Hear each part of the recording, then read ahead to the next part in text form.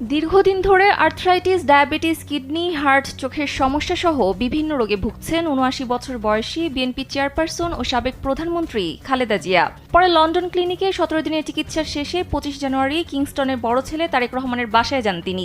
প্রায় ৩.৫ মাস তারেক রহমানের বাসায় থাকাকালীন লন্ডন ক্লিনিকের চিকিৎসকদের তত্ত্বাবধানে বেগম জিয়ার চিকিৎসার ফলো আপ হয়। পরবর্তীতে দীর্ঘ ৪ মাস পর লন্ডন থেকে ২ পুত্র বধূকে সাথে নিয়ে গত ৬ মে দেশে ফিরেন তিনি। বাসায় বসুন্ধরা এভার কেয়ার হাসপাতালের মেডিকেল বোর্ডের চিকিৎসকদের তত্ত্বাবধানে চিকিৎসাধীন রয়েছেন তিনি। তবে পুনরায় ফলো আপ চিকিৎসার জন্য যুক্তরাজ্যের লন্ডনে নিয়ে যাওয়ার ব্যাপারে এখনো কোনো সিদ্ধান্ত নেয়নি তার দল, পরিবার কিংবা চিকিৎসকরা।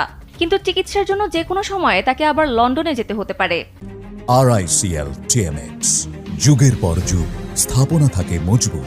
এদিকে লন্ডনে ভিসার মেয়াদ ইতোমধ্যে শেষ হয়ে গেছে, তাই তার জন্য নতুন করে লন্ডনের মাল্টিপল ভিসার আবেদন করা হয়েছে। এ নিয়ে পররাষ্ট্র মন্ত্রণালয়ের সহায়তাও চেয়েছে বিএনপি। এজন্য সম্প্রতি দলের পক্ষ থেকে একটি চিঠিও দেওয়া হয়েছে। বিএনপির স্থায়ী কমিটির সদস্য ও চেয়ারপারসনের ব্যক্তিগত চিকিৎসক অধ্যাপক ডাক্তার AZM জাহিদ হোসেন কালবেলাকে জানান, বেগম জিয়ার লন্ডনে ফলো আপ চিকিৎসার বিষয়ে এখনো কোনো সিদ্ধান্ত হয়নি, এমনকি এ বিষয়ে কোনো আলোচনাও হয়নি।